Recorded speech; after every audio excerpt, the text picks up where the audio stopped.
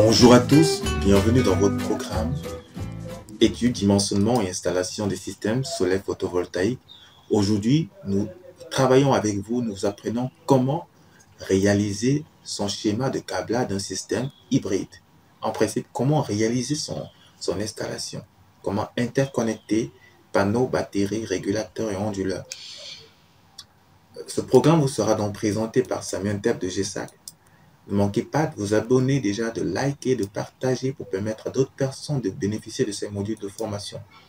Ne manquez pas également d'appuyer sur la cloche histoire de recevoir des notifications chaque fois qu'une nouvelle vidéo est postée sur notre page YouTube. Là, vous avez la disposition des différents équipements. Vous avez le panneau photovoltaïque. Vous avez une barrette de raccordement, vous avez les dispositifs de protection, vous avez notre pack à batterie, vous avez le consommateur, vous avez Eneo. Déjà, parlons de système hybride. Qu'est-ce qu'un système hybride? Un système hybride, c'est un système qui peut prendre deux sources d'énergie différentes.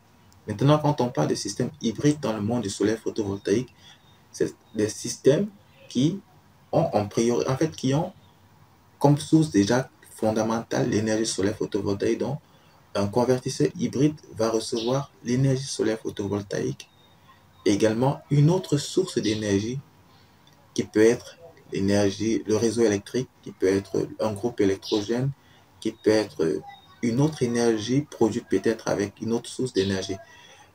Donc du coup, nous allons donc réaliser un système hybride.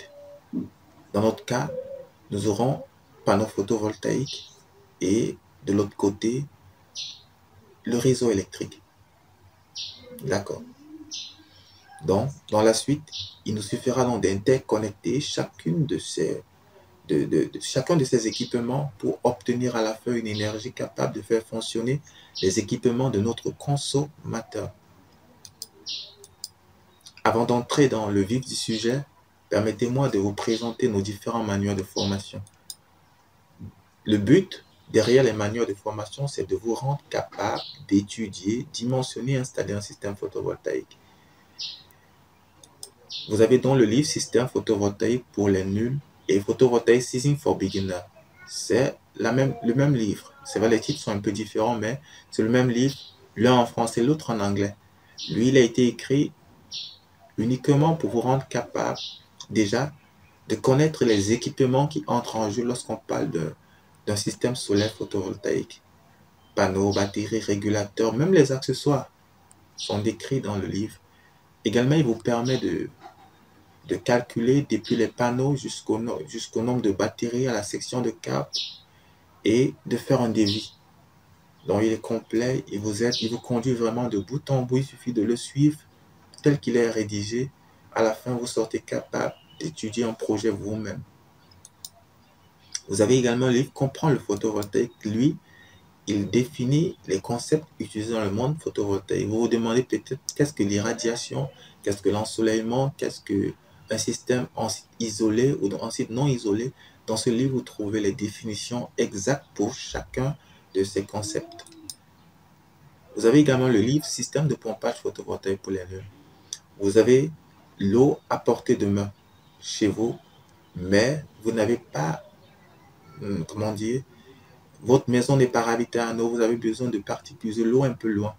Avec ce système, vous êtes capable d'installer la possibilité d'extraire l'eau depuis le sol pour propulser dans vos conduits, histoire de vous donner une eau viable chez vous. Donc du coup, l'énergie solaire également s'attaque aux besoins d'eau. Installer un système, comme vous voyez sur la figure que présente le livre, c'est simple. Vous installez ce système et puis vous avez l'eau en abondance chez vous. Et la particularité, c'est que cela ne dépend vraiment pas du réseau électrique. Donc, en cas de coupure, vous avez votre énergie et vous avez cette possibilité d'avoir de l'eau. Là maintenant, nous allons passer directement au câblage. Ah, nous avons oublié de vous dire comment faire pour obtenir votre livre.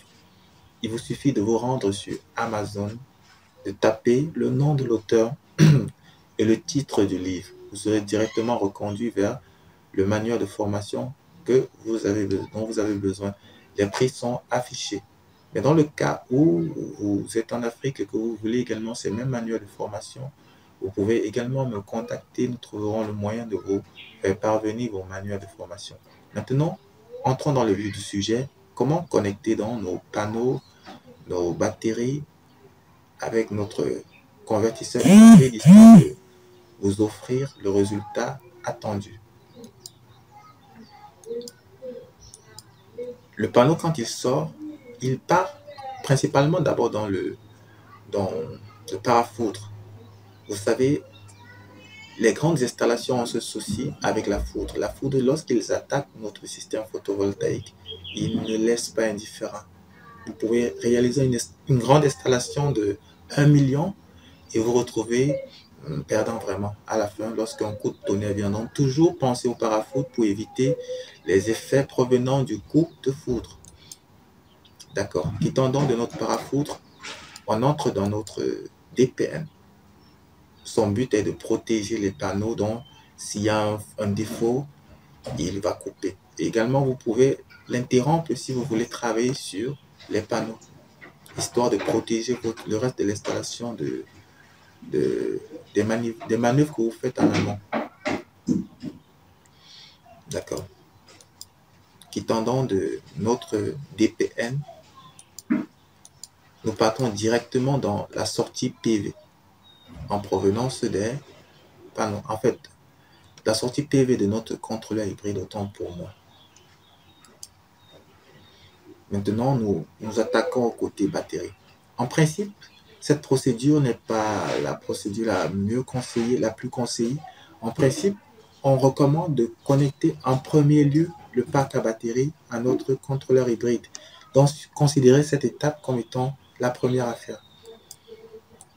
On quitte d'abord de nos batteries pour notre convertisseur hybride avant de connecter le panneau ou la source secondaire que nous voulons. D'accord, nous avons donc connecté notre parc à batterie. Maintenant, connectons la source secondaire. Nous avons connecté également la source secondaire. Maintenant, nous pouvons donc nous réjouir parce que nous avons déjà une énergie disponible dans notre convertisseur. Il suffit juste de connecter le consommateur pour obtenir cette merveilleuse énergie. Mais il est très important de connecter à la terre, comme je disais, pour éviter les problèmes de courant de fuite et des coups de tonnerre. Donc, très important. Donc, c'est ici que s'arrête notre formation. Je pense que cela a apporté un plus. Certainement, il y a eu des hicks dans la formation. Nous allons faire de plus en plus notre mieux pour nous améliorer. D'accord? Pour la suite, ne manquez pas déjà de nous laisser vos questions en commentaire. Nous serons ravis de vous apporter quelques éclaircies et vos remarques également, vos suggestions également. À très bientôt.